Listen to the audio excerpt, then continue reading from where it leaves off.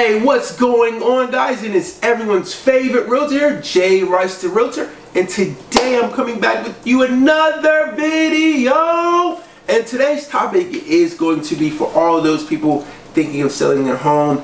This is for you. Get your documents in order. When I say that, I mean go ahead and look through all your paperwork. Find that deed, baby, because you're going to need it.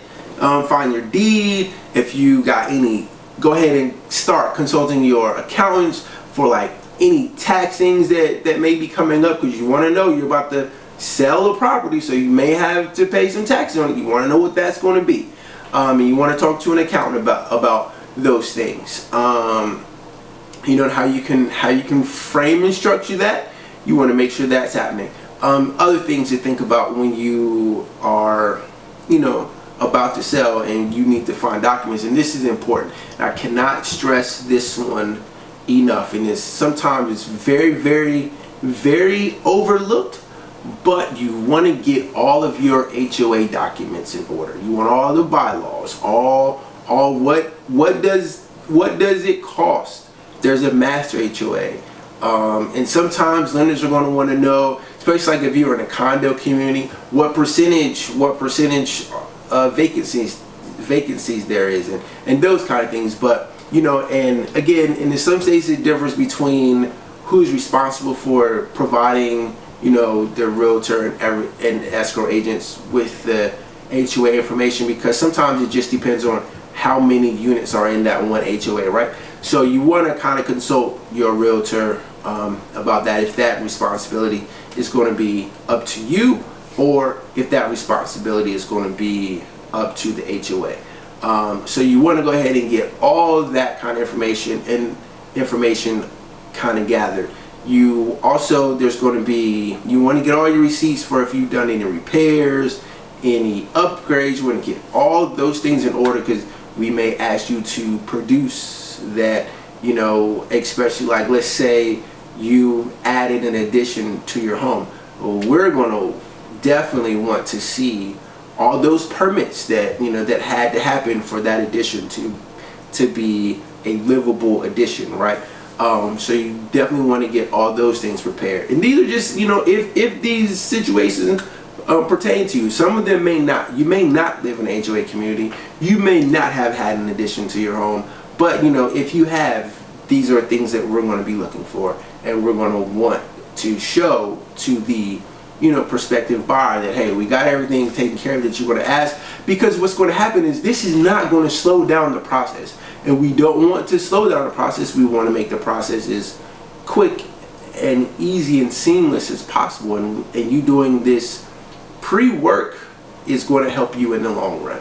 Another thing to kind of think about, because we're going to give you a questionnaire, right? That's going to ask you specific questions about the home, maintenance, those things. It's going to be broken down, but we're going to give it to you for you to answer. So you want to kind of go through and see if you have any maintenance, or if you can remember, start jogging your memory if anything like that has occurred in the home.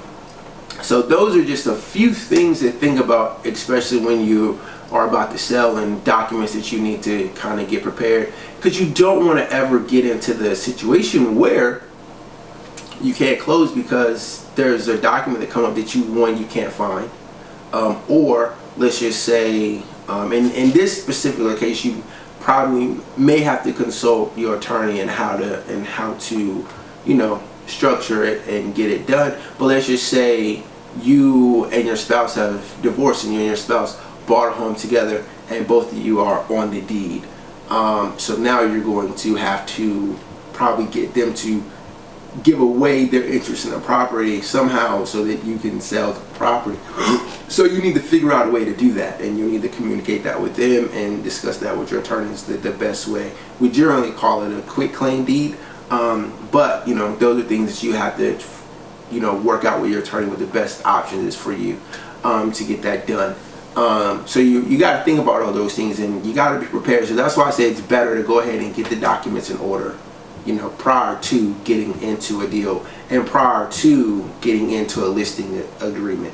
We can always say, hey, we want to list, we want to put the market on, and I generally tell people we'll go into 2 weeks after we sign the listing agreement. That way we can get everything we need to get done in those 2 weeks, to be able to list and be able to have a good on the market experience. And that's pretty much it for this video, guys. Hope you had something to take away from it. And if you really enjoyed it, go ahead and do me one humongous favor. Go ahead and click that subscribe and like button. And if you think this video can be helpful to someone that you may know, please go ahead and click that share button as well, guys. And if you have any questions, please feel free. All my contact information is going to be in the description below. Please feel free to reach out to me with any questions that you may have about anything real estate related, or just just anything really.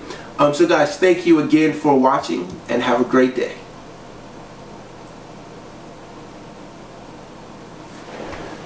Killed it. We killing it, Blondie. We killing it. We killing it.